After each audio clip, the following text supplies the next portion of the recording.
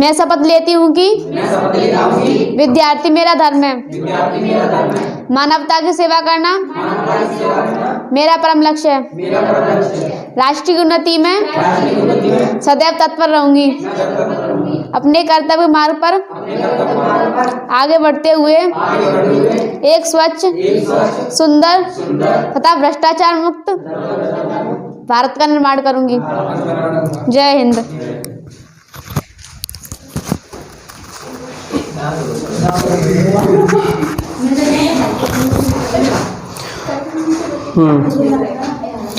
तो हम लोग जो है अब तक अध्ययन कर लिए थे उत्तरी अमेरिका, दक्षिणी अमेरिका, यूरोप, एशिया, 3 महाद्वीप हम लोग पढ़ लिए हैं। एशिया से शुरू किए, फिर यूरोप, उत्तरी अमेरिका, दक्षिणी अमेरिका, और आज हम लोग अध्ययन करेंगे अफ्रीका महाद्वीप का। तो देखो, ये अफ्रीका महाद्वीप जो है ये विश्व का दूसरा सबसे बड़ा महाद्वीप है। विश्व का दूसरा सबसे बड़ा महाद्वीप है। और सबसे बड़ा महाद्वीप कौन सा है? एशिया। तो एशिया के बाद दूसरा सबसे बड़ा महाद्वीप अफ्रीका महाद्वीप है। अब ये महाद्वीप, इसकी अगर लोकेशन की बात करें तो उत्तर में क्या है? भूमध्य सागर है।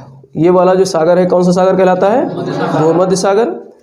क्योंकि चारों तरफ भूमि से आबद्ध है इसीलिए इसको भूमध्य सागर कहते हैं। और इसके पश्चिम साइड में कौन सा सागर है? अटलांटिक महासागर है। अटलांटिक महासागर है। और इसके पूरब में कौन सा महासागर है? हिंद महासागर है। और दक्षिण में कौन सा महासागर है? दक्षिणी महासागर है।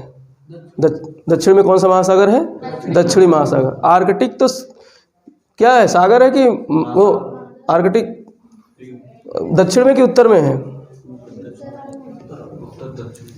उत्तर में है ना आर्कटिक महासागर, और दक्षिण में अंटार्कटिक महाद्वीप है। ये अंटार्कटिक जो है ये महाद्वीप है जो दक्षिण में है, और उत्तर में सागर है जो महासागर है जो आर्कटिक के नाम से। तो यहाँ पर ये वाला मैंने बताया था, ये पूरा कौन सा महासागर है? दक्षिणी महासागर। ये कौन सा महासागर कहलाता है? दक्षिणी महासागर। तो ये दक्षिणी महासागर से दक्षिण में घिरा हुआ है, और पूरब में हिंद महासागर से घिरा हुआ है, पश्चिम में अटलांटिक या अंध महासागर से, और उत्तर में भूमध्य सागर से। तो इस तरीके से ये घिरा हुआ है। देखो अब इसमें ये जुड़ा किससे है? तो ये वाला सिरा जो है ये एशिया से जुड़ रहा है। अफ्रीका का ये वाला हिस्सा देख रहे होगे आप, थोड़ा सा ये गर्दन सा जो है ये किससे जुड़ा हुआ है? एशिया से जुड़ रहा है। अब यहाँ पर हमने पढ़ा था, एशिया महाद्वीप जब पढ़ रहे थे तो उसमें देखा था हमने कि तुर्की एक ऐसा देश है एशिया का जो पार महाद्वीपीय देश है। मतलब वो दो महाद्वीपों में फैला हुआ है। 2 महाद्वीप, अंतर महाद्वीपीय देश मैंने बताया था कौन है? तुर्की है। तो यहाँ पर अफ्रीका महाद्वीप का एक देश यहाँ पर है मिस्र। कौन सा देश है? मिस्र, जिसको इजिप्ट भी कहते हैं। तो इसका एक हिस्सा जो सिनाई प्रायद्वीप कहलाता है। क्या कहलाता है? सिनाई प्रायद्वीप। सिनाई प्रायद्वीप कहाँ पर है? एशिया महाद्वीप में है। किसमें है? एशिया महाद्वीप। तो प्रश्न यहाँ पर बनता है कि अफ्रीका महाद्वीप का वो कौन सा हिस्सा है जो एशिया में स्थित है? तो अफ्रीका महाद्वीप का मिस्र का ये सिनाई वाला हिस्सा कहाँ पर स्थित है? एशिया महाद्वीप में। तो ये अभी इसको हम लोग मानचित्र में देखेंगे, उसमें तो दिखाएंगे सिनाई किस तरीके से यहाँ पर है। अभी ये जो फिजिकल मैप है, तो सिनाई प्रायद्वीप। अब प्रायद्वीप क्या होता है? जो 3 तरफ से जल से घिरा हो, 3 तरफ से जल से घिरा हो, तो वो सिनाई प्रायद्वीप कहला। तो ये सिनाई प्रायद्वीप है। तो इस तरीके से ये इसकी कुछ लोकेशन है। इसकी क्या है? लोकेशन है। तो ये अब ये चूँकि ये जितने भी दक्षिण के महाद्वीप हैं, दक्षिण के, चाहे अफ्रीका हो, चाहे दक्षिणी अमेरिका हो या ऑस्ट्रेलिया हो, यहाँ पर जनसंख्या कम रहती है। जनसंख्या कम रहती है। उत्तरी महाद्वीप में 90% जनसंख्या रहती है, दक्षिणी महाद्वीपों में 10% विश्व की जनसंख्या रहती है। तो ये सब कारण क्या है कि पहली बात तो जो उत्तरी महाद्वीप है वहाँ पर जो है भूखंड ज़्यादा है। देख रहे हो इस तरीके से ये जो है आपका विषुवत रेखा है। विषुवत रेखा के उत्तर में जो है कितना भूखंड है, तो इसीलिए उत्तरी महाद्वीप में जनसंख्या ज़्यादा रहती है। और यहाँ पर ये वाला हिस्सा जो विषुवत रेखा के आसपास वाला हिस्सा है, ये सब क्या है? जनशून्य है। कारण क्या है कि यहाँ पर वर्षा अधिक होती है, गर्मी अधिक पड़ती है। तो वर्षा अधिक होगी, गर्मी अधिक होगी, तो वनस्पतियाँ ज़्यादा हैं। हमने ब्राज़ील वाले में, इस वाले क्षेत्र में देखा था, यहाँ पर सेल्वा के वन पाए जाते हैं जो दुनिया के सबसे घने और सबसे ज़्यादा वृक्षों वाले वन क्षेत्र है, जहाँ पर लगभग 25 से 28% वनस्पतियाँ विश्व की इस क्षेत्र में पाई जाती हैं। ऐसे ही यहाँ पर जो है वनस्पतियाँ पाई जाती हैं। विषुवत रेखा के आसपास। ठीक, तो इस तरीके से ये कुछ अफ्रीका का क्या हो गया जो है भौगोलिक लोकेशन, इसका भौगोलिक लोकेशन है। अब हम लोग इसके बोर्ड के माध्यम से अफ्रीका के कुछ देशों के बारे में, देखो देश तो यहाँ बहुत हैं, अफ्रीका में लगभग 55 देश हैं। अफ्रीका में लगभग कितने देश हैं? 55 देश हैं, ये ध्यान रखना। अफ्रीका में लगभग 55 देश हैं, जिसमें 49 देश जो हैं वो किस पे हैं? इस मुख्य भूमि पर हैं। अफ्रीका के मुख्य भूमि पर लगभग 49 देश हैं, 49 देश हैं। और जो 6 देश हैं वो कहाँ हैं? द्वीपीय हैं। 6 देश कैसे हैं? 6 देश कैसे हैं? द्वीपीय हैं। द्वीपीय कैसे कौन से होते हैं? जो चारों तरफ से जल से घिरे हों। ठीक, तो सबसे बड़ा जो द्वीपीय देश है वो मेडागास्कर है। अफ्रीका महाद्वीप का सबसे बड़ा द्वीपीय देश क्या है? मेडागास्कर है। मेडागास्कर के बगल में ही इधर आपका पड़ जाता है एक द्वीप जो है, और इसके उत्तर में जो है एक द्वीप सेशल्स है। ठीक, और इधर कोमोरोन है, और इधर जो है एक द्वीप है, देखो अभी नाम ध्यान नहीं आ रहा है, आ जाएगा तो बता देंगे। ये सेशल्स है, एक कोमोरोन है, ठीक, और मेडागास्कर है। और यहाँ पर हमने बताया था साओ टोम है, जो कि विषुवत रेखा पर स्थित है। कहाँ पर स्थित है? विषुवत रेखा पे, साओ टोम। और इसके अलावा यहाँ पर एक द्वीप है केप वर्डे नाम से। ठीक है, तो इस तरीके से ये जो है द्वीपीय देश हैं 6, और बाकी 49 कहाँ है? मुख्य भूमि पर है। 49 कहाँ है? मुख्य भूमि पर हैं। तो इनमें सारे नहीं महत्वपूर्ण हैं, क्योंकि ये अंध महाद्वीप के रूप में भी जाना जाता है। कौन से महाद्वीप के रूप में? अंध महाद्वीप के रूप में जाना जाता है। ये अंध महाद्वीप क्यों कहलाता है? क्योंकि इसका जो है डेवलपमेंट सही नहीं हुआ है, इसका विकास अच्छा नहीं हुआ है। यहाँ पर ज़्यादातर देश क्या हैं? अविकसित हैं, इसलिए अंध महाद्वीप के रूप में भी जाना जाता है। और इसके अलावा काला महाद्वीप भी कहते हैं इसको। कारण क्या है कि यहाँ पर ज़्यादातर लोग क्या है? ब्लैक हैं। यहाँ पर ज़्यादातर लोग ब्लैक हैं, लेकिन यहाँ के लोग थोड़े नहीं काला महाद्वीप कहेंगे। यहाँ के लोग तो, उनके लिए तो ये हीरा है, जहाँ जो रहता है आदमी वो तो उसके लिए ब्लैक है, तो ब्लैक ही कलर हीरा है, सोना है। तो इनको अब किसी तुलना में देखा जाता है, हम किसी तुलना में देखते हैं। यहाँ पर ज़्यादातर कौन आ गए? यूरोपीय लोग आकर के बसे थे। यूरोपीय लोग आकर के बसे थे। आपने देखा होगा साउथ अफ्रीका की टीम आती है, उसमें कुछ गोरे खिलाड़ी भी दिखाई देते हैं। ठीक, तो वो सब क्या है? अंग्रेज हैं जो पहले आकर बस गए थे। तो उन्होंने इस महाद्वीप का नाम क्या कर दिया? काला महाद्वीप भी कहा। तो अफ्रीका महाद्वीप को अंध महाद्वीप भी कहते हैं और काला महाद्वीप भी इसी कारण कहा जाता है। तो इसमें देखो, हमने देखा था कि ये विश्व का ऐसा महाद्वीप है जहाँ पर तीनों प्रमुख रेखाएं गुजरती हैं। तीनों प्रमुख अक्षांश रेखाएं, भूमध्य रेखा, कर्क रेखा और मकर रेखा, तीनों प्रमुख रेखाएं इस महाद्वीप से होकर गुजरती हैं। तो ये एकमात्र ऐसा महाद्वीप है जहाँ से भूमध्य रेखा भी गुजरती है, कर्क रेखा भी गुजरती है और मकर रेखा भी गुजरती है। और इसके अलावा एक देशांतर भी गुजरती है, प्रमुख देशांतर। हाँ, प्रमुख देशांतर भी गुजरती है। इसको क्या बोलते हैं? GMT, Greenwich mean time. 0 degree की देशांतर रेखा को, जिससे हम समय का निर्धारण करते हैं, वो भी गुजरती है। वो गुजरती है और यहाँ से क्रॉस करती है भूमध्य रेखा को, यहाँ क्रॉस करती है जहाँ पर गिनी की खाड़ी है। यहाँ पर क्या है? गिनी की खाड़ी। तो प्रश्न आता है कि GMT भूमध्य रेखा को कहाँ पर क्रॉस करती है? तो कौन सी खाड़ी में करती है? गिनी की खाड़ी में। कौन सी खाड़ी में? गिनी की खाड़ी में करती है, साओ टोम के आसपास। साओ टोम जो भूमध्य रेखा पर स्थित देश है, उसके पश्चिम साइड में गिनी की खाड़ी में क्रॉस करती है GMT। ठीक, तो यहाँ पर प्रमुख जो देश हैं उनके बारे में हम लोग देखेंगे। बहुत ज़्यादा देश हैं, तो इसमें सबका हमको जानना भी जरूरी नहीं है। लेकिन जो भूमध्य रेखा वाले देश हैं, वो कर्क रेखा वाले, इनको देख सकते हो आप। यहाँ पर वेस्टर्न सहारा है, पश्चिमी सहारा। पश्चिमी सहारा के बाद मॉरिटानिया है। कौन सा देश है? मॉरिटानिया। फिर माली है, अल्जीरिया है, नाइजर है, लीबिया है और इजिप्ट है। 7 देश हमने बताए थे अफ्रीका के कहाँ पर स्थित हैं? कर्क रेखा पर, सॉरी, कर्क रेखा पर। 7 देश अफ्रीका के कर्क रेखा पर स्थित हैं। वेस्टर्न सहारा, मॉरिटानिया, और ये जो है माली, अल्जीरिया, नाइजर, लीबिया और इजिप्ट। इसमें चार्ट नहीं लगता है मैप में, जो है आप देखोगे थोड़ा सा हिस्सा इसका टच होता है, लेकिन चार्ट से नहीं गुजरता। चार्ट के उत्तर से होकर के कर्क रेखा गुजरती है। तो इसमें इन देशों को जानना जरूरी है। अब इसमें भी प्रश्न आता है कि कौन सी देश की सीमा जो है भूमध्य सागर से लगती है? तो जितने भी भूमध्य सागर उत्तर वाले देश हैं, ये सब भूमध्य सागर से लगते हैं। इजिप्ट की लगती है, लीबिया की लगती है, और यहाँ पर एक देश है ट्यूनीशिया। यहाँ पर एक देश है ट्यूनीशिया। तो ट्यूनीशिया की भी सीमा किससे लगती है? भूमध्य सागर से। मोरक्को अल्जीरिया, ट्यूनीशिया, लीबिया और इजिप्ट।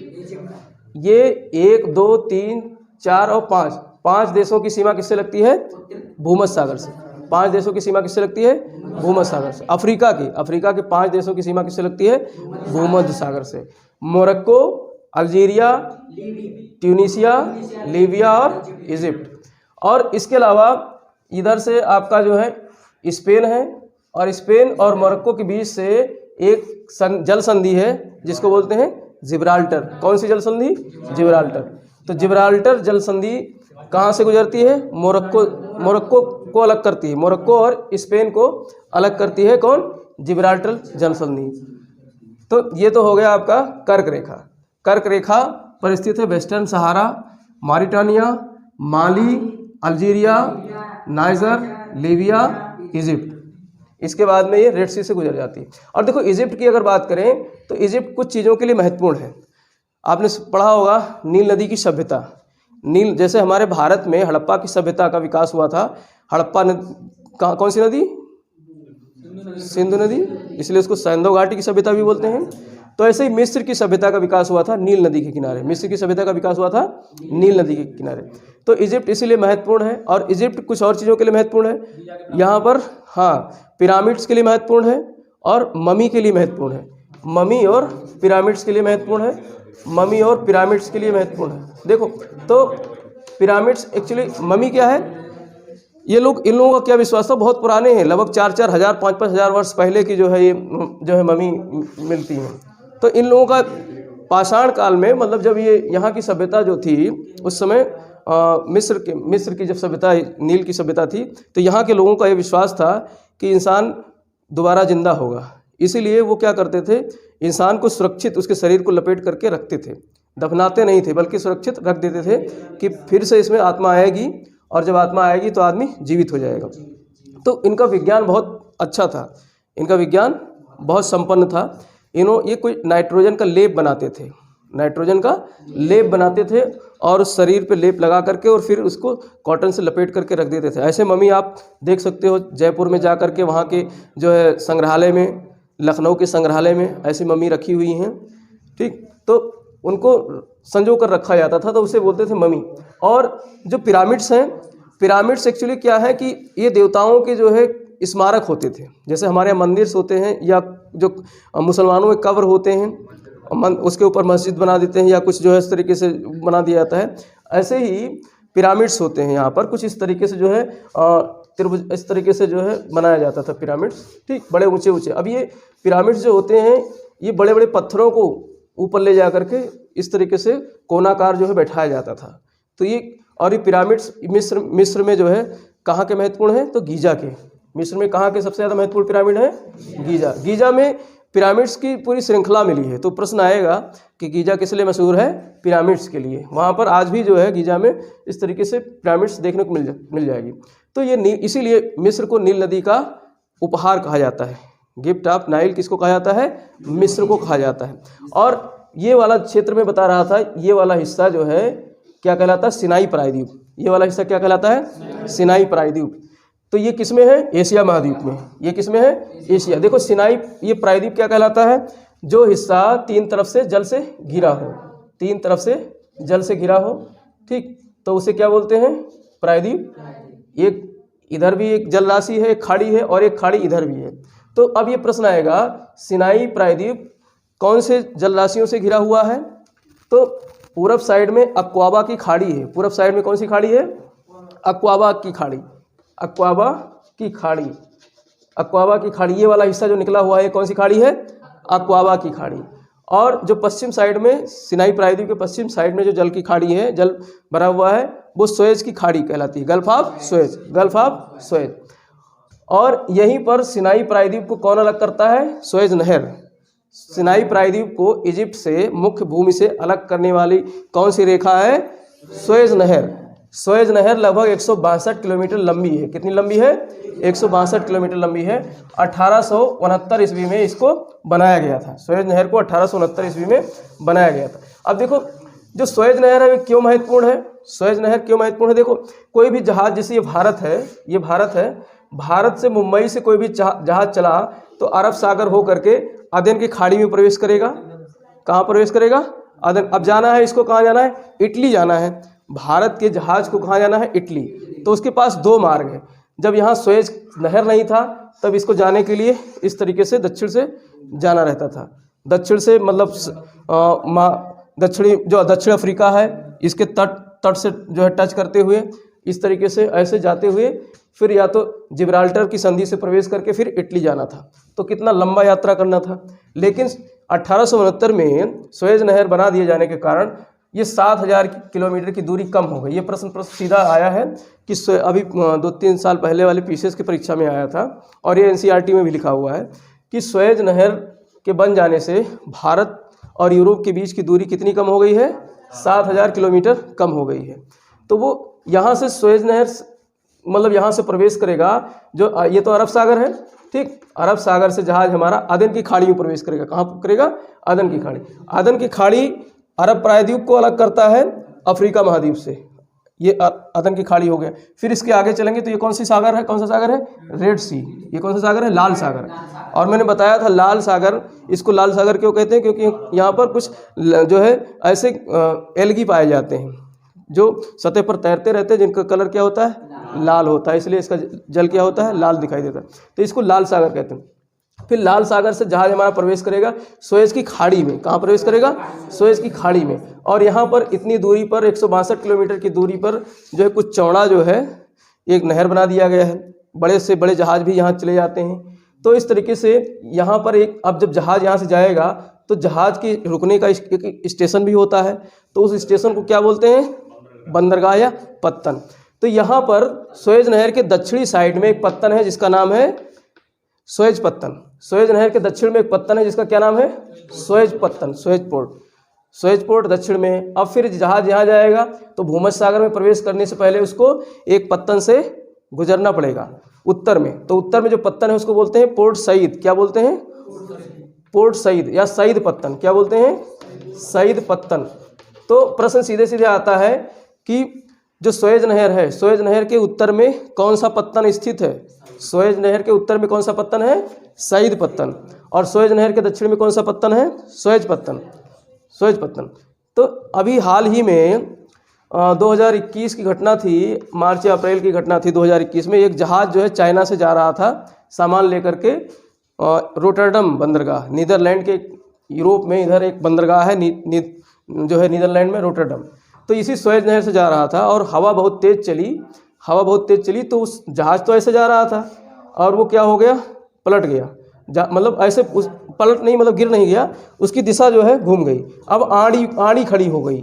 जहाज़ तो ऐसे लंबे लंबे जा रहा है नहर में, लेकिन नहर की जितनी चौड़ाई थी उसके बराबर चौड़ाई तो पूरे जहाज़ की थी लंबाई।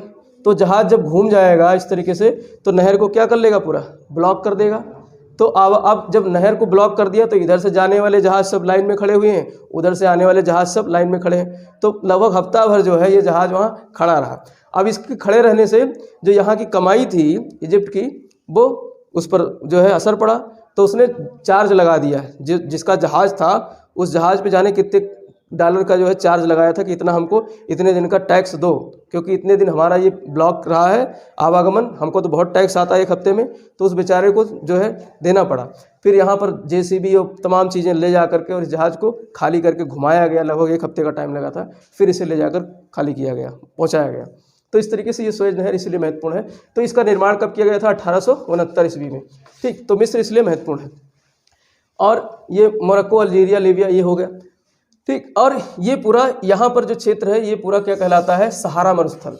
भाई मरुस्थल जो होते हैं वो कर्क रेखा और मकर रेखा के सहारे ही होते हैं। जितने भी मरुस्थल आपको मिलेंगे, गर्म मरुस्थल दो प्रकार के होते हैं, गर्म मरुस्थल और शीत मरुस्थल। गर्म मरुस्थल और शीत मरुस्थल। तो भारत में भी दोनों मरुस्थल हैं। भारत में थार का मरुस्थल क्या है? गर्म मरुस्थल है, जो कि कर्क रेखा पर स्थित है। और इसके अलावा लद्दाख जो है शीत मरुस्थल है। लद्दाख क्या है? शीत मरुस्थल है, कोल्ड डेजर्ट इसको बोलते हैं। मरुस्थल का मतलब क्या होता है? जहाँ पर जीवन संभव ना हो, जहाँ पर वनस्पतियाँ ना हो, पानी का अभाव है, तो उसको मरुस्थल बोलते हैं। तो भारत में भी दो मरुस्थल हैं, लेकिन यहाँ पर जो है ये दुनिया का सबसे बड़ा मरुस्थल है जिसको बोलते हैं सहारा मरुस्थल। तो सहारा मरुस्थल लगभग 11 देशों में फैला हुआ है। यहाँ से शुरू करेंगे, जैसे ये वेस्टर्न सहारा है, मोरक्को है, अल्जीरिया है, लीबिया है, इजिप्ट है, सूडान है, चाड है, नाइजर है, माली है, मारिटानिया है। इन सारे देशों में फैला हुआ है क्या? सहारा मरुस्थल। कौन सा मरुस्थल? सहारा। लगभग 11-12 देशों में इस तरीके से ये सहारा मरुस्थल फैला हुआ है। ये सूडान जो है ये पहले बड़ा था। इस महाद्वीप का सबसे बड़ा देश कौन सा था? पहले सूडान था, लेकिन सूडान 2011 में 2 भागों में विभक्त हो गया, दक्षिणी सूडान और एक सूडान। मुख्य सूडान जो था वो उत्तर में है और दक्षिणी सूडान इससे अलग हो गया। तो जब ये अलग हो गया तो अब सबसे बड़ा देश कौन सा है? अल्जीरिया। इस महाद्वीप का सबसे बड़ा देश कौन सा है? अल्जीरिया। अफ्रीका महाद्वीप का प्रश्न आएगा, अफ्रीका महाद्वीप का सबसे बड़ा देश कौन सा है? अल्जीरिया। ठीक। और सबसे छोटा देश जो द्वीपीय देश है सेशल्स। सबसे छोटा द्वीपीय देश है जो क्या है? सेशल्स। यहाँ पर जो द्वीपीय देश था उसको बोलते हैं मॉरिशस। यहाँ पर जो द्वीपीय देश है कौन सा है? मॉरिशस। तो मेडागास्कर के पूरब में मॉरिशस है और इसके पश्चिम साइड में, उत्तर पश्चिम साइड में यहाँ पर जो है कोमरोन है और उत्तर में क्या है? सेशल्स। तो सेशल्स सबसे छोटा देश है किसका? अफ्रीका महाद्वीप का, जो द्वीपीय देश है। ठीक। तो यहाँ पर जो है ये सबसे बड़ा देश है अल्जीरिया क्षेत्रफल के हिसाब से, और जनसंख्या के हिसाब से सबसे बड़ा देश है नाइजीरिया। जनसंख्या के हिसाब से सबसे बड़ा देश कौन सा है? नाइजीरिया। ठीक। और इसके नीचे एक क्षेत्र है जिसको बोलते हैं साहेल क्षेत्र। एक क्षेत्र है साहेल। तो प्रश्न आता है साहेल रीजन कहाँ पाया जाता है? अफ्रीका महाद्वीप पे। साहेल रीजन कहाँ पाया जाता है? अफ्रीका महाद्वीप पे। तो साहेल रीजन इन्हीं जो सहारा मरुस्थल है उसके दक्षिणी भाग में क्या है? Sahel region. साहेल रीजन बल्कि जो है ये जीवन और जो जहाँ पर बसावट नहीं है मरुस्थल है उन दोनों को क्या करता है? अलग करता है। एक संक्रमण पेटी है। साहेल रीजन क्या है? एक संक्रमण पेटी है। किसके बीच में? जहाँ पर जीवन है, लोग रहते हैं, जीवन की संभावना है, उससे उसको मरुस्थल से अलग करने वाली एक संक्रमण पेटी है। तो क्या उसको क्या बोलते हैं? Sahel region. तो साहेल रीजन भी इन देशों में फैला हुआ है। मारिटानिया में है, माली में है, ठीक, बुर्किना फासो में है, नाइजर में है, नाइजीरिया में है, चाड में है, सूडान में, इन देशों में फैला हुआ है। कौन सा? Sahel region. तो ये साहेल रीजन है। और यहाँ पर मैंने बताया था अफ्रीका महाद्वीप जो IST है, अंतर्राष्ट्रीय तिथि रेखा या फिर GMT इसको बोलते हैं, IST या GMT। तो अंतर्राष्ट्रीय तिथि रेखा कौन से देशों से गुजरती है? अफ्रीका में 5 देशों से, अफ्रीका के 5 देशों से कौन सी रेखा गुजरती है? GMT, 0 डिग्री की देशांतर रेखा गुजरती है। अल्जीरिया, माली, बुर्किना फासो और टोगो और घाना, यहाँ से गुजरती है 0 डिग्री की देशांतर रेखा जिसको GMT बोलते हैं, जो गिनी की खाड़ी में विषुवत रेखा को अटलांटिक महासागर में खाड़ी है गिनी की खाड़ी, गिनी की खाड़ी में विषुवत रेखा को क्रॉस करती है। फिर उसके बाद में दक्षिण में अंटार्कटिका महाद्वीप चली जाती है और उत्तर में यूरोप में 3 देशों से गुजरती है GMT, मैंने बताया था। इंग्लैंड में तो उसका जो है ग्रीनविच शहर ही है जहाँ से जाती है, तो एक इंग्लैंड से गुजरती है, दूसरा फ्रांस से और तीसरा स्पेन से। तो वहाँ से होकर तो 5, 3, 8 और तीसरा महाद्वीप हो गया, चौथा अंटार्कटिका महाद्वीप। तो इस तरीके से 8 देशों से और एक जो है निर्जन महाद्वीप अंटार्कटिका महाद्वीप से GMT गुजरती है। और हाँ, और इसके अलावा जो विषुवत रेखा है यहाँ पर देखते हैं कौन कौन से देश इस पर स्थित हैं। तो यहाँ पर मैंने बताया था अफ्रीका का एक द्वीपीय देश है Sao Tomé, Prinsep and Sao Tomé जो द्वीपीय देश है। इसके बाद में गैबोन है, कौन सा देश है? गैबोन है। फिर कांगो है, फिर रिपब्लिकन ऑफ कांगो या कांगो गणराज्य या जायरे बोलते हैं इसको, पुराना नाम इसका जायरे भी है। फिर इसके बाद में युगांडा है, फिर केन्या है और सोमालिया। तो 6 देश हो गए, 6 देश 7 हो गए। हाँ, 1 2 3 4 5 6 हाँ 7। तो 7 देश ये हो गए जो किस पर स्थित है? भूमध्य रेखा पर या विषुवत रेखा पर। ठीक।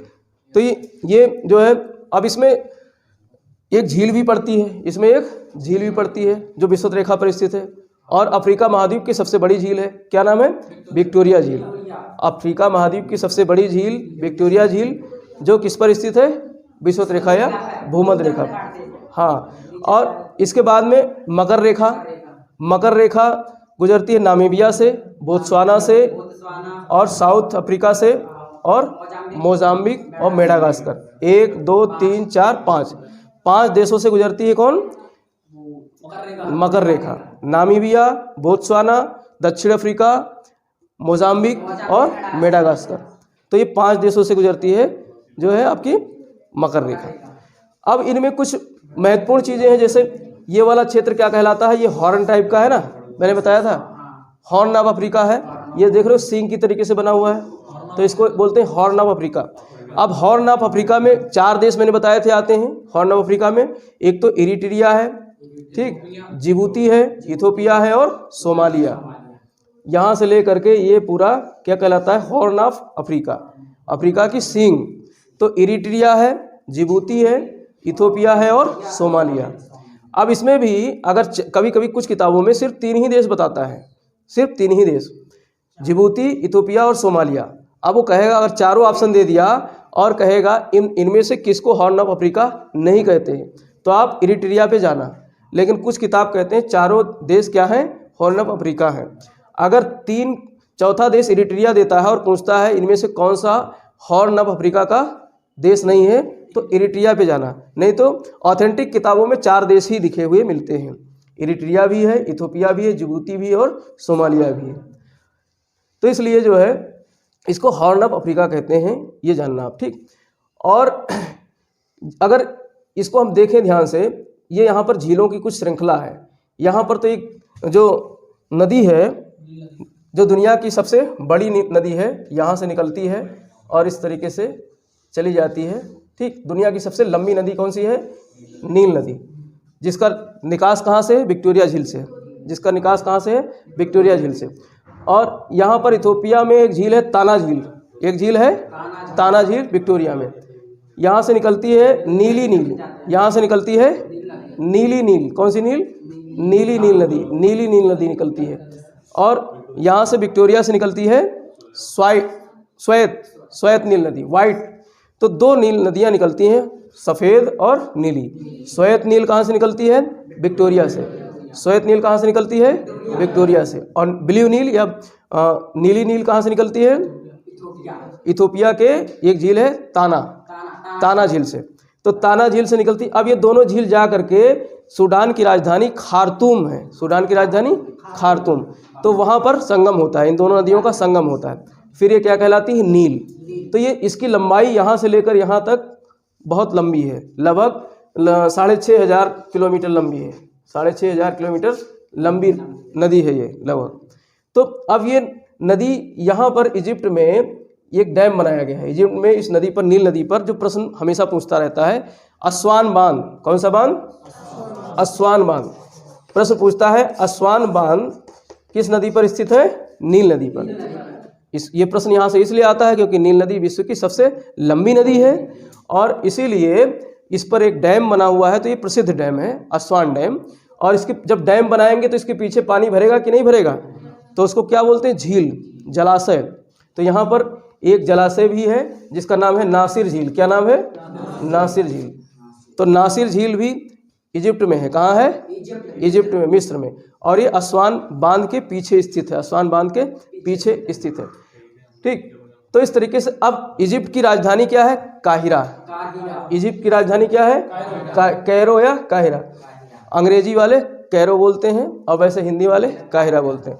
तो ये काहिरा इजिप्ट के अब यहाँ पर स्थित है, ये नदी के इस तरफ स्थित है। बताओ तो कौन से तट पे स्थित है काहिरा, नील नदी के किस बाएं या दाएं कौन से तट पे स्थित है, मैंने पढ़ाया था एक दिन, बताया था पहचानने। अब ये नील नदी उत्तर की तरफ जा रही बहते हुए और ये इस तरफ स्थित है पूर्व साइड में। तो कौन से तट हो गया, नदी का कौन सा तट हो गया। अब हम इधर आए तो हमारा कौन सा हाथ किधर है, राइट हैंड। तो दाहिने साइड में प्रश्न आएगा कि काहिरा जो है नील नदी के किस तट पर स्थित है, दाहिने साइड में। काहिरा नील नदी के दाहिने साइड में स्थित है।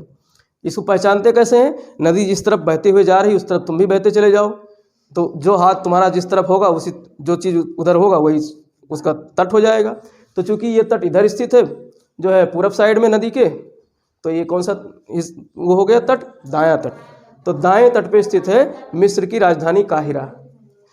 अब ये नदी जाती है तो जब नदी, अब ये नदी कौन से सागर में गिरती है, यहाँ पर एक सागर है भूमध्य सागर, भूमध्य सागर में गिरती है। तो भूमध्य सागर में गिरने से पहले क्या बनाती है नदी, डेल्टा। तो यहाँ पर डेल्टा बनाती है नाइल का डेल्टा, नील का डेल्टा, नील का डेल्टा यहाँ बनता है और इसी डेल्टा पे एक शहर स्थित है। तो यहाँ पर अलेक्जेंडर महोदय आए होंगे, या तो यहाँ पर अलेक्जेंडर महोदय आए होंगे 327 के ईसा पूर्व के आसपास ना, 327 326। तो उसमें दिनांक पीछे चलता है ना, 327 आएगा, फिर 326 आएगा, तो 327 में रहा हो। ठीक, तो यहाँ पर अलेक्जेंडर आया होगा, तो इसीलिए इस शहर का नाम रख दिया गया अलेक्जेंड्रिया। कौन सा? अलेक्जेंड्रिया। तो यहाँ पर अलेक्जेंड्रिया है। तो नील नदी के मुहाने पर एक शहर पूछा जाता है, कौन सा शहर है? अलेक्जेंड्रिया। अलेक्जेंड्रिया शहर भूमध्य सागर में स्थित है, जो नील नदी के मुहाने पर स्थित है। तो ये नील नदी के बारे में कुछ विशेषता हो गई। अब अगर ये झील जो है, यहाँ पर एक एडवर्ड झील है, यहाँ पर कौन सा झील है? एडवर्ड झील। अगर जो विक्टोरिया झील है, जो इसकी सबसे बड़ी झील है, सबसे पहले इसकी विशेषता समझ लो। तो ये युगांडा में है, केन्या में है और तंजानिया में है। विक्टोरिया झील 3 देशों में स्थित है, अफ्रीका के 3 देशों में स्थित है, युगांडा, केन्या और तंजानिया। युगांडा, केन्या और तंजानिया में कौन सी झील स्थित है? विक्टोरिया झील। और विक्टोरिया झील एक तरीके से दोनों तरफ झीलों से घिरी हुई है। विक्टोरिया झील दाएं और बाएं अर्थात पूर्व और पश्चिम दोनों तरफ झीलों से घिरी हुई है। इधर साइड में लेक टंगानिया है, ये वाला, ठीक, और इधर एडवर्ड झील है, और इसके नीचे अल्बर्ट झील है, यहाँ पर किबू झील है। तो इस तरीके से ये झीलों से घिरी हुई है, चारों तरफ झीलों से घिरी हुई है। कौन? विक्टोरिया झील। और ये जो ये झील क्या है? ये सब झील भ्रंश घाटी में स्थित है। कहाँ स्थित है? भ्रंश घाटी में। तो इसको बोलते हैं जो है great rift valley. Great rift valley, महान झीलों की जो है घाटी है। ये क्या है? महान झीलों की घाटी। क्योंकि यहाँ से चलोगे आप, यहाँ पर एक लेबनान देश है, अरब कंट्रीज़ में लेबनान है, मैंने बताया था। पश्चिम एशिया में एक देश है लेबनान। तो लेबनान से लेकर के लगभग 7000 किलोमीटर लंबी जो है एक पट्टी है भ्रंश की, जो मोजाम्बिक तक आती है। तो ये दुनिया की सबसे लंबी क्या है? भ्रंश घाटी है। दुनिया की सबसे लंबी भ्रंश घाटी किस महाद्वीप पर है? अफ्रीका महाद्वीप पर। अब ये भ्रंश घाटी, ये बीच बीच में जो जगह खाली है उनमें पानी भरा हुआ, जिसको क्या बोलते हैं? झील। अब ये झील धीरे धीरे करके ये वाला हिस्सा, चूँकि हमारी पृथ्वी क्या कर रही है? रोटेट कर रही है, घूम रही है। आने वाले समय में ये वाला हिस्सा भी अलग हो जाएगा, ये वाला हिस्सा अलग हो जाएगा इधर का। तो ये महाद्वीप, अफ्रीका महाद्वीप इतना रह जाएगा, अफ्रीका महाद्वीप इतना महाद्वीप रह जाएगा, और ये अलग हो जाएगा आने वाले समय। देखो मेडागास्कर जो है ये इसी में था, पहले इसी में था। अगर इसका ये चोंच उठाकर इसमें फिट कर दो तो ये फिट हो जाएगा कि नहीं फिट हो जाएगा? ऐसे ही ये जो महान भ्रंश घाटी का क्षेत्र है, अगर ये आने वाले समय में जब ऐसे तैरता रहेगा, हमारी जो प्लेट्स हैं तैरते हैं स्ट्रेटोस्फीयर के ऊपर, तो तैरते तैरते इसमें क्या होता है? जर्क उत्पन्न होता है, झटका उत्पन्न होता है। और उस झटके के कारण जो हल्की, जो जहाँ की मतलब पपड़ी या जहाँ की तली कमज़ोर होती है, वहाँ से वो क्या हो जाता है? ब्रेक हो जाता है, और टूट करके मुख्य भाग से वो अलग हो जाता है। अब ये तली इसकी हल्की क्यों हो गई है? क्योंकि यहाँ पर गड्ढे हैं, झील के रूप में पानी भरा हुआ, और ये पूरी श्रृंखला पाई जाती है। ये पूरी झीलों की क्या है? श्रृंखला है। इधर भी झीलों की श्रृंखला है, और इसके इधर भी है, जिसमें एडवर्ड है, अल्बर्ट है, किबू है, तंजानिया है, ये सारी क्या है? लेक तंजानिया, ये सब झील हैं। तो इन झीलों की श्रृंखला जब किसी आने वाले हजारों वर्ष में जो है ये अलग हो जाएगा, ब्रेक हो जाएगा, मुख्य भूमि से टूट जाएगा। तो हाँ, तो एक नया महाद्वीप बन जाएगा ये, क्योंकि बहुत बड़ा है, तो एक नया महाद्वीप निर्मित हो जाएगा इस तरीके से। तो ये झीलों की बात हो गई। और इसके अलावा कुछ चीज़ें हैं, इस पर हम लोग चर्चा करते हैं अफ्रीका महाद्वीप पे। जैसे यहाँ पर ज़्यादा पर्वत नहीं है, अफ्रीका महाद्वीप में ज़्यादा पर्वत नहीं है। यहाँ पर हम एक मानचित्र बनाएंगे, अफ्रीका का नया फ्रेश मानचित्र बनाते हैं। यहाँ पर एक पर्वत है, ये वाले क्षेत्र में यहाँ पर एक पर्वत श्रृंखला है जिसको बोलते हैं एटलस पर्वत। मोरक्को, अल्जीरिया और ट्यूनीशिया 3 देशों में फैला हुआ है। कौन सा? एटलस पर्वत। अब एटलस पर्वत का निर्माण तब हुआ था जब भारत में हिमालय पर्वत का निर्माण हुआ था। तो ये नवीन मोड़दार पर्वत हैं। ये कौन से पर्वत हैं? नवीन मोड़दार पर्वत। कौन से? एटलस पर्वत। अब उत्तर में एटलस पर्वत है जो मोरक्को, अल्जीरिया और ट्यूनीशिया में स्थित है, और दक्षिण में साउथ अफ्रीका में, यहाँ पर दक्षिण अफ्रीका है, यहाँ पर एक पर्वत है जिसको बोलते हैं ड्रेकन्सबर्ग। यहाँ पर एक पर्वत है जिसको बोलते हैं ड्रेकन्सबर्ग पर्वत। तो ड्रेकन्स उत्तर में एटलस पर्वत है, दक्षिण में क्या है? ड्रेकन्सबर्ग पर्वत है। एटलस पर्वत, ड्रेकन्सबर्ग। लेकिन ड्रेकन्सबर्ग पर्वत जो है पुराना पर्वत है, ड्रेकन्सबर्ग प्राचीन पर्वत है और ये नवीन है। भारत में विश्व का सबसे प्राचीन पर्वत भारत में ही है। अरावली पर्वत श्रृंखला विश्व की सबसे पुरानी पर्वत श्रृंखला है। तो अरावली से ये पुरानी नहीं है, ड्रेकन्सबर्ग अरावली से पुरानी नहीं है। और पुरानी पर्वत श्रृंखलाओं की विशेषता क्या होती है? वहाँ पर खनिज पदार्थ ज़्यादा पाए जाते हैं। तो इस वाले क्षेत्र में बहुत खनिज पाया जाता है। सोना, हीरा यहाँ पर पाया जाता है। सोना, हीरा यहाँ बहुत पाया जाता है दक्षिण अफ्रीका में। ठीक है, सोना और हीरा इस तरीके से चीज़ें यहाँ दक्षिण अफ्रीका में पाई जाती हैं। और दक्षिण अफ्रीका एक ऐसा देश है जिसमें 2 देश इसके अंदर हैं। दक्षिण अफ्रीका में 2 देश हैं। देख रहे हो, छोटे छोटे देश हैं इसी के अंदर, चारों तरफ दक्षिण अफ्रीका से घिरा हुआ है। एक तो है लेसेथो, एक क्या है? लेसेथो। और एक है स्वाजीलैंड, एक है स्वाजीलैंड। तो प्रश्न आता है कि लेसेथो और स्वाजीलैंड किस देश के अंदर है? दक्षिण अफ्रीका। देखो, अफ्रीका तो महाद्वीप हो गया। अफ्रीका महाद्वीप में एक देश है दक्षिण अफ्रीका या साउथ अफ्रीका, जिसकी राजधानी है प्रिटोरिया। जिसकी राजधानी क्या है? प्रिटोरिया। ठीक, प्रिटोरिया। तो ये लेसेथो और स्वाजीलैंड 2 देश हैं इसमें। तो इस तरीके से जो है ये कुछ महत्वपूर्ण चीज़ें हो गई। अब यहाँ पर जो मेडागास्कर है, मेडागास्कर मुख्य भूमि से अलग है। तो ये एक जलसंधि होगी। अब मैंने बताया था जलसंधि 2 प्रकार की होती हैं, एक चौड़ी एक सकरी। जो चौड़ी जलसंधि होती है इसको क्या बोलते हैं? चैनल। उसको क्या बोलते हैं? चैनल। तो यहाँ पर एक चैनल है। और जो सकरी होती है इसको क्या बोलते हैं? स्ट्रेट। जो सकरी होती है इसको क्या बोलते हैं? स्ट्रेट। ठीक, हिंदी में दोनों को क्या बोलते हैं? जलसंधि। हिंदी में दोनों को ही जलसंधि बोलते हैं। तो यहाँ पर एक चैनल है, यहाँ एक देश है जिसका नाम है मोजाम्बिक। यहाँ पर एक देश है जिसका नाम है मोजाम्बिक। तो इस मोजाम्बिक देश के नाम पर यहाँ पर जो चैनल है उसका नाम है मोजाम्बिक चैनल। उसका क्या नाम है? Mozambique channel. तो प्रश्न आएगा, मेडागास्कर मुख्य भूमि से, अफ्रीका के मुख्य भूमि से किस चैनल से अलग है? मोजाम्बिक चैनल से। किस चैनल से अलग है? मोजाम्बिक चैनल से। तो ये महत्वपूर्ण चैनल हो गया। और इसके अलावा यहाँ पर तो बताया ही मैंने, ये अक्वाबा की खाड़ी है और ये सुएज की खाड़ी है, गल्फ ऑफ सुएज। ये रेड सी हो गया, ये अडन सी हो गया। या ये एटलस पर्वत मैंने बताया था, ये ड्रेकन्सबर्ग पर्वत है। और यहाँ पर है मिटुम्बा पर्वत। यहाँ पर क्या है? मिटुम्बा। ठीक, अजीब अजीब नाम है। तो बीच में तीन ही मुख्य पर्वत श्रेणियाँ हैं, एटलस पर्वत, ड्रेकन्सबर्ग पर्वत और मिटुम्बा पर्वत। मिटुम्बा, हाँ, कांगो में है, जो है बीच वाला कांगो, जो गणराज्य, कांगो गणराज्य, जायरे जिसको बोलते हैं। तो जायरे में है या डीआर में है, इसको डेमोक्रेटिक रिपब्लिक ऑफ जो है कांगो, डीआरसी बोलते हैं इसको, शॉर्ट में क्या बोलते हैं? DRC, democratic Republic of Congo. तो इसमें कौन सा पर्वत है? मिटुम्बा। तो मध्य में मिटुम्बा। तो यहाँ 3 ही मुख्य पर्वत श्रेणियाँ हैं। और अगर इसकी चोटियों की बात करें, देखो पर्वत श्रृंखला क्या होती है?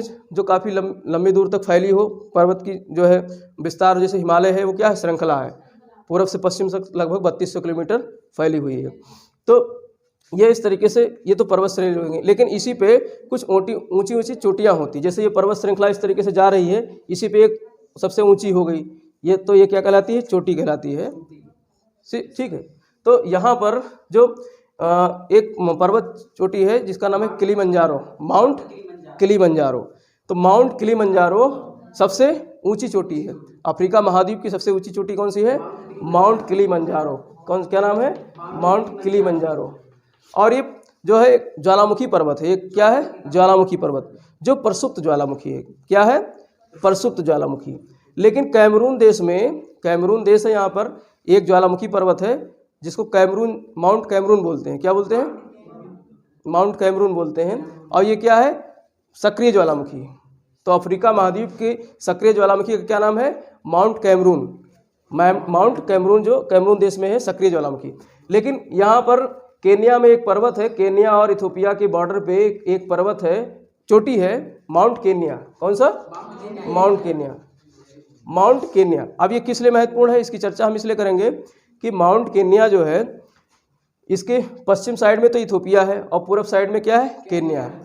इस तरीके से यहाँ हम पर्वत बनाते हैं। इधर वाले हिस्से में क्या है, इथोपिया, हाँ इधर वाले पर्वत पे जो है केन्या है। तो इस वाले हिस्से पे सूर्य की सीधे किरणें पड़ती हैं, सूर्य की सीधे किरणें पड़ती हैं। तो इथोपिया वाले साइड में काहे की खेती होती है, कहवा की या कॉफ़ी की। तो केन्या पर्वत के पूर्व साइड में किसकी खेती होती है, कॉफ़ी या कहवा की। और पश्चिम साइड में जो केन्या वाले साइड में है उस उधर किसकी खेती होती है, चाय की खेती होती है। और चाय कहाँ का मुख्य फसल है, चीन का है। चाय मुख्य फसल, हाँ चाय मुख्य पौधा कहाँ का है, चीन का है। और कहवा मुख्य फसल कहाँ की है, इथोपिया की। ठीक, ब्राज़ील में सबसे ज़्यादा उत्पादन कहाँ होता है, ब्राज़ील में। मैंने दक्षिण अमेरिका पढ़ा रहा था तो बताया था एक पत्तन है जिसको कहवा पत्तन कहते हैं। क्या नाम है उसका, और एक मंडी है जिसको कहवा मंडी बोलते हैं। सब भूल गए हैं, याद करके बताना। कहवा मंडी और कहवा पत्तन दो चीज़ हमको बताना। और हाँ संतोष, नाम इतना अच्छी तरीके से याद कराया था मैंने, संतोष। और मंडी को क्या कहते हैं, कहवा की मंडी जो है कौन सा शहर है, साओ पोलो, साउटो नहीं, साओ पोलो। ठीक, तो लेकिन जो कहवा है, कहवा मुख्य पौधा कहाँ का है, इथोपिया का है। और चाय चीन का है, चाय चीन का है। ठीक, तो इस तरीके से ये केन्या पर्वत हो गया। और ये जो है आपका यहाँ पर सबसे ऊंचा पर्वत श्रृंखला सबसे ऊंची पर्वत चोटी कौन सी है, माउंट किलिमंजारो। प्रश्न यहाँ से आते हैं, अफ्रीका महाद्वीप की सबसे ऊंची पर्वत चोटी कौन सी है, माउंट किलिमंजारो। और ये तो हो गया। अब इसमें देखो लैंडलॉक्ड देश बहुत हैं। इसमें क्या है, लैंडलॉक्ड देश बहुत हैं। लैंडलॉक्ड देश किसको कहते हैं, जिनकी सीमा जल से, समुद्र से ना लगती हो, जिनकी सीमा समुद्र से ना लगती हो। तो अब इसमें जैसे ये आपका चाड हो गया, नाइजर हो गया, ठीक है, और ये सेंट्रल अफ्रीकन रिपब्लिक, मध्य अफ्रीकी देश हो गया। अब ये बताओ जायरे की लगती है कि नहीं लगती है, इधर से लगती है, जायरे की इधर से लगती है। लेकिन जाम्बिया हो गया, इसकी सीमा नहीं लगती है, जाम्बिया हो गया, जिम्बाब्वे हो गया, बोत्सवाना हो गया, लेसेथो हो गया, स्वाजीलैंड हो गया। तो इस तरीके से लैंडलॉक्ड कंट्रीज बहुत हैं। आप मानचित्र एक बार उठा करके देखना और इनके सबके नाम नोट करना। देखो इसमें कोई कंसेप्ट नहीं है, जो मानचित्र वाला कार्य है इसमें कोई कंसेप्ट नहीं होता है। इनको आपको एक बार मैप वर्क करना पड़ेगा, मानचित्र से आप जो है पढ़ना पड़ेगा, फिर ये याद हो जाता है। और ये ऐसा चीज़ है कि हर कंपटीशन में मानचित्र से 1-2 प्रश्न आते ही आते हैं। अगर भूगोल से 10 प्रश्न आ रहे हैं तो उसमें 2-3 प्रश्न आपको प्रत्यक्ष या अप्रत्यक्ष रूप से मानचित्र से दिखाई दे जाएंगे। और मानचित्र का कार्य जो है आपको किस में हेल्प करेगा, करंट अफेयर्स में। करंट अफेयर्स में मानचित्र का कार्य हेल्प करेगा। और अगर आईएएस की तैयारी कर रहे हो तो बिना मानचित्र पढ़े आप आईएएस नहीं बन सकते हो, ये लिख करके रख लो। क्योंकि मानचित्र हमारा कई जगह काम करता है। इतिहास पढ़ोगे तो मानचित्र बनाना पड़ेगा, अंतर्राष्ट्रीय संबंध पढ़ोगे तो मानचित्र के माध्यम से ही पढ़ना पड़ेगा। भाई भारत के दक्षिण अफ्रीका से क्या संबंध है, इस पर लिखना होगा, मानचित्र बना करके संबंध दिखा दो तो बहुत अच्छे नंबर मिल जाएंगे। तो इसलिए मानचित्र का अध्ययन आपको अनिवार्य रूप से करना पड़ेगा। इसीलिए हमने भूगोल की कंसेप्ट को पढ़ने से पहले शुरुआत ही मानचित्र से किया है कि कम से कम देश दुनिया को आप समझ जाओ। क्योंकि अब तक क्या था, अब तक स्कूल लाइफ में आप क्या पढ़ते रहे हो, सागर में जो है लिख रहे हो पाकिस्तान, हिंद महासागर में लिखते हो हिमालय पर्वत दर्शाते हो ना। लेकिन अब आज से ये सब नहीं करोगे तो स्कूल लाइफ की पढ़ाई यहाँ की पढ़ाई से अंतर है। ठीक, तो इस तरीके से अब कुछ पठार भी हैं यहाँ पर अफ्रीका महाद्वीप पे, कुछ पठार है यहाँ पे जो है। अब किलिमंजारो पर्वत लगभग 5000 से ऊंचा है, 5000 मीटर से, हाँ 5800 के समथिंग जो है, लगभग 6000 मीटर ऊंचा है। तो इतना ऊंचा पर्वत है। तो यहाँ पर ऊंचाई पर मैंने बताया ऊंचाई पर जाओगे तो तापमान क्या होता है, घटता जाता है। तापमान घटेगा तो किलिमंजारो पर्वत पर भी क्या पड़ती है, बर्फ पड़ती है। किलिमंजारो पर्वत पर भी क्या, बर्फ पड़ती है। तो प्रश्न आएगा अफ्रीका महाद्वीप के किस पर्वत पर बर्फ पड़ती है। अब यहाँ चूंकि देखो यहाँ पर तो जो है कहीं पर शीत कटिबंध तो दिखाई नहीं दे रहा है कि शीत मतलब यहाँ पर शीत ऋतु होती हो उस तरीके से। भाई विषुवत रेखा है, दोनों तरफ कर्क और मकर रेखा है। तो कर्क और मकर रेखा के बीच वाला क्या हो गया, वो तो उष्ण कटिबंध हो गया। कर्क और मकर रेखा के बीच वाला उष्ण कटिबंध। तो सबसे ज़्यादा हिस्सा इसका किसमें स्थित है, उष्ण कटिबंध में। और थोड़ा हिस्सा शीतोष्ण में है उत्तर में, और थोड़ा हिस्सा शीतोष्ण में दक्षिण में है।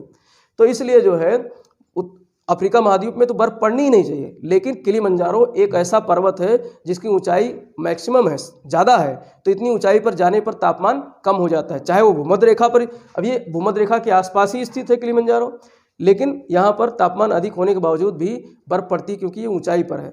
और हम दक्षिण अमेरिका में भी पढ़ा रहे थे, एक ऐसा शहर जहाँ पर जो भूमध्य रेखा पर स्थित है लेकिन ऊंचाई पर होने के कारण, अब वो कौन सा शहर है, रिवीजन नहीं करते हो इसीलिए तो भूल जाते हैं। ठीक, तो यहाँ पर जो है कुछ पठार हैं, यहाँ पर एक पठार है, यहाँ पर कौन सा पठार है, पढ़ के आए हो कि नहीं, नाइजीरिया और नाइजर की सीमा पर एक पठार है, नाइजीरिया और नाइजर की सीमा पर एक पठार है, और एक पठार है यहाँ पर, एक पठार है यहाँ पर। मैंने 3-4 पठार, इसीलिए मैं पीडीएफ पहले दे देता हूँ कि पढ़ के आओ, पीडीएफ पहले इसीलिए दे देता हूँ कि इनको पढ़ के आओ, और कम से कम मानचित्र देख के आना चाहिए, मानचित्र देख करके आओगे तभी आपको ध्यान आएगा। ठीक, यहाँ ये तो कटंगा का पठार है, यहाँ पर क्या है, कटंगा का पठार, यहाँ पर है बाई पठार, कौन सा है, BEI बाई का पठार, कौन सा पठार है, बाई का पठार। और यहाँ पर है जोश का पठार, कौन सा पठार है, जोश का पठार, याद आया, देखे होगे यहाँ पर जोश का पठार। देखो याद कैसे करना है, आप तरीका मैं बता रहा हूँ। एटलस पर्वत है, एटलस साइकिल से रिलेट करो, एटलस पर्वत को एटलस साइकिल से रिलेट करो, और एटलस साइकिल से कब चलोगे, जब जोश होगा, एटलस साइकिल से कब चलोगे, जब जोश होगा। तो एटलस साइकिल से जोश पठार पर आए, एटलस पर्वत से साइकिल लिया एटलस और जोश पठार पे आए। अब जोश पठार पे आए तो यहाँ पर जो है आपको कांटों से मुलाकात हुई, किससे मुलाकात हुई, कांटों से। अब कांटों में क्या उड़ा रहे हो, पतंगा उड़ा रहे हो, तो कांटों में क्या उड़ा रहे हो, पतंगा उड़ा रहे हो, पतंग उड़ा रहे हो, तो कटंगा हो गया, ये क्या है, कटंगा। अब कटंगा को आपने फिर बाद में क्या कर दिया, बाय बाय, टाटा बाय बाय, तो ये बाय पर्वत हो गया। ठीक, तो ये पठार हो गए, तो ये जो है आपका जोश पठार हो गया, कटंगा पठार हो गया, और बाई पठार हो गया। और इधर इथोपिया देश है, तो इथोपिया में एक देश में एक पठार है जिसका नाम है इथोपिया पठार। इस तरीके से रिलेट करके पढ़ना सीखो, जिससे कि आप हमेशा जीवन भर ये याद रहेंगे, जीवन भर ये चीज़ याद रहेंगे। और इनको 1-2 बार आप ऐसे कहानी बना लो, बस याद रहेगा। तो ये कुछ पठार हैं, ज़्यादा पठार भी नहीं, ज़्यादा पर्वत भी नहीं है। तो ये अफ्रीका एक ऐसा महाद्वीप है जहाँ पर न तो ज़्यादा पर्वत है न ज़्यादा पठार है, लेकिन ज़्यादा क्या है, यहाँ पर मरुस्थल है। ज़्यादा क्या है, मरुस्थल। दुनिया का सबसे बड़ा मरुस्थल उष्ण मरुस्थल, शीत मरुस्थल तो सबसे बड़ा क्या है, अंटार्कटिका महाद्वीप पूरा मरुस्थल ही मरुस्थल है, तो वो शीत मरुस्थल सबसे बड़ा क्या है, अंटार्कटिका है। लेकिन उष्ण मरुस्थल की बात करें तो सहारा है, सहारा मरुस्थल दुनिया का सबसे बड़ा मरुस्थल है। अब इसके अलावा यहाँ पर नामीबिया देश है, तो नामीबिया देश और इस तरीके से यहाँ तक फैला हुआ एक मरुस्थल है जिसको नामिब मरुस्थल कहते हैं। कौन सा मरुस्थल, नामिब, कौन सा मरुस्थल, नामिब मरुस्थल। उत्तर में अंगोला और मध्य में नामीबिया और दक्षिण में साउथ अफ्रीका, लेकिन ज़्यादा हिस्सा इसका कहाँ पर है, नामीबिया में है। तो प्रश्न टिक लगाने के लिए आएगा कि नामीबिया मरुस्थल किस देश में स्थित है, तो नामिब मरुस्थल नामीबिया देश में। लेकिन अगर Angola, Namibia, South Africa, Botswana 4 देश ऐसा कहता है कि इन चारों देशों में किस देश में नामिब मरुस्थल का विस्तार नहीं पाया जाता है, किस देश में नहीं पाया जाता है, तो आप बोत्सवाना लगाओगे। नामिब मरुस्थल का विस्तार 3 देशों में है, अंगोला में, नामीबिया में और साउथ अफ्रीका में, दक्षिण अफ्रीका में। तो मुख्य देश तो इसका क्या हो गया, नामीबिया, मुख्य देश क्या हो गया, नामीबिया। उत्तर में अंगोला का थोड़ा सा भाग है और दक्षिण में साउथ अफ्रीका। और इसी के पूरब साइड में एक महाद्वीप, एक मरुस्थल है जिसका नाम है कालाहारी। इसके पूरब में एक मरुस्थल है जिसका नाम है कालाहारी। तो कालाहारी मरुस्थल कहाँ कहाँ विस्तृत है, नामीबिया में थोड़ा है, बोत्सवाना में है, जिम्बाब्वे में है, ठीक, तो इस तरीके साउथ अफ्रीका में है। तो इस तरीके से इन देशों में कौन सा मरुस्थल फैला हुआ है, कालाहारी। लेकिन मुख्य देश कौन सा है, बोत्सवाना। कालाहारी का मुख्य देश कौन सा है, बोत्सवाना। तो ये तो मुख्य क्या हो गए मरुस्थल, सहारा। लेकिन सहारा में भी एक बार IAS की परीक्षा में एक प्रश्न आया था कि नील नदी किस मरुस्थल को, मतलब नील नदी के पूरब साइड में कौन सा मरुस्थल पाया जाता है, नील नदी के पूरब साइड में। अब यहाँ से मानचित्र कार्य किए होंगे तो आपको पता चल जाएगा। यहाँ पर नील नदी के पूरब साइड में, जो कि सहारा का ही मरुस्थल है, लेकिन यहाँ पर इसको कहते हैं ईस्टर्न मरुस्थल। कौन सा, ईस्टर्न, हाँ, ईस्टर्न डिजर्ट, ईस्टर्न मरुस्थल या ईस्टर्न डिजर्ट, जो नील नदी के पूरब में है, नील नदी के पूरब में है, ईस्टर्न मरुस्थल जो मिस्र में है। कहाँ पर है? मिस्र में। और इसका दक्षिण वाला जो हिस्सा है, इसका ये यहाँ बना रहे हैं, ये है। और इसका दक्षिण वाला हिस्सा जो है सूडान और इरिट्रिया में पाया जाता है जो मरुस्थल, उसको बोलते हैं नूबिया का मरुस्थल। कौन सा? नूबिया का मरुस्थल। तो ये कहाँ है? सूडान में और इरिट्रिया में। ये लेकिन है किसका? सहारा का ही। सहारा के क्षेत्रीय मरुस्थल बहुत हैं। सहारा जो मुख्य मरुस्थल है इसके कई क्षेत्रीय नाम हैं छोटे छोटे जगहों पे। तो यहाँ पर ईस्टर्न मरुस्थल है पूर्व साइड में, और यहाँ पर क्या है? नूबिया का मरुस्थल है। तो लेकिन मुख्य मरुस्थल आपको सहारा ध्यान रखना है, नाबी मरुस्थल ध्यान रखना है, और कालाहारी का मरुस्थल, कालाहारी का। अब देखो जो ये मरुस्थल है सहारा वाला, वो किस रेखा पर स्थित है? कर्क रेखा पर। विषुवत रेखा पे कोई भी मरुस्थल नहीं होते हैं क्योंकि वहाँ वर्षा होती है। विषुवत रेखा पे वर्षा होती है इसलिए मरुस्थल नहीं होंगे, तो वहाँ बड़े बड़े घने घने वनस्पतियाँ पाई जाती हैं। कर्क रेखा और मकर रेखा पर यहाँ पर वर्षा कम होती है, इसलिए जो है यहाँ मरुस्थल पाए जाते हैं। इसका कारण हम जब जलवायु पढ़ेंगे तब पूरी तरीके से समझाएंगे कि क्यों यहाँ मरुस्थल पाए जाते हैं, और ख़ास करके महाद्वीपों के पश्चिम साइड में पाए जाते हैं। महाद्वीपों के पश्चिम साइड में देख रहे हो, ये नाबी मरुस्थल है पश्चिम में है, वो ये कालाहारी मरुस्थल है भी पश्चिम साइड में ही है लगभग, ठीक। लेकिन सहारा एक ऐसा मरुस्थल है जो पूर्व से पश्चिम फैला हुआ है, पूर्व से पश्चिम फैला हुआ है। तो यहाँ पर अब एक चीज़ ये भी देख रहे हो, यहाँ पर मैंने सीमा रेखा जो बनाया है सहारा मरुस्थल में, सब कैसे हैं? सीधे सीधे। ऐसा लग रहा है पटरी उठा करके लाइन खींच दी गई हो, पटरी उठा करके लाइन खींच दी गई। आप जब मानचित्र में देखोगे अपने तो और भी सरल और भी सही तरीके से दिखाई दे रहा होगा, एकदम पटरी से खींचा हुआ। तो इसका कारण क्या है? मरुस्थल में ज़्यादा लोग तो रहते नहीं हैं, मरुभूमियों में ज़्यादा लोग तो रहते नहीं हैं, तो यहाँ पर क्या है कि सीमा विवाद होता ही नहीं है। इन देशों में सीमा विवाद होता ही नहीं, ज़्यादा लोग रहते नहीं, और सीमा जहाँ से गुजर रही वहाँ तो कोई रह ही नहीं रहा, मरुस्थलीय क्षेत्र है।